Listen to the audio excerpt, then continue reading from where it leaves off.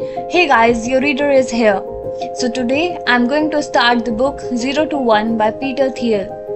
I hope you will enjoy it and let's get started. Preface 0 to 1. Every moment in business happens only once. The next Bill Gates will not build an operating system. The next Larry Page or Sergey Brin won't make a search engine. And the next Mark Zuckerberg won't create a social network. If you're copying these guys, you aren't learning from them. Of course, it's easier to copy a model than to make something new.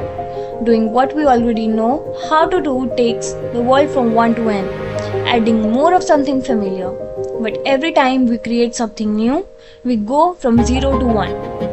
The act of creation is singular, as is the moment of creation, and the result is something fresh and strange. Unless they invest in the difficult task of creating new things, companies will fail in the future no matter how big their profits remain today. What happens when we have gained everything to be had from fine-tuning the old lines of business that we have inherited? Unlikely as it sounds, the answer threatens to be far worse than the crisis of 2008.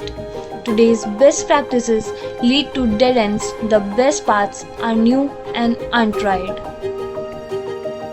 In a world of gigantic administrative bureaucracies, both public and private, searching for a new path might seem like hoping for a miracle. Actually, if American business is going to succeed, we are going to need hundreds or even thousands of miracles.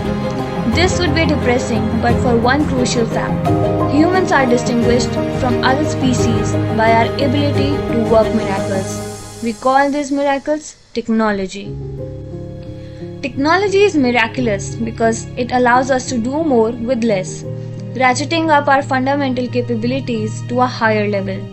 Other animals are instinctively driven to build things like dams or honeycombs, but we are the only ones that can invent new things and better ways of making them. Humans don't decide what to build by making choices from some cosmic catalog of options given in advance. Instead, by creating new technologies, we rewrite the plan of the world. These are the kinds of elementary truths we teach to second graders, but they are easy to forget in a world where so much of what we do is repeat what has been done before. 0 to 1 is about how to build companies that create new things. It draws on everything I have learned directly as a co-founder of PayPal and Palantir, and then an investor in hundreds of startups, including Facebook and SpaceX. But while I have noticed many patterns and I relate them here, this book offers no formula for success. The paradox of teaching entrepreneurship is that such a formula necessarily cannot exist, because every innovation is new and unique. No authority can prescribe in concrete terms how to be innovative. Indeed, the single most powerful pattern I have noticed is that successful people find value in unexpected places. And they do this by thinking about business from first principles instead of formulas.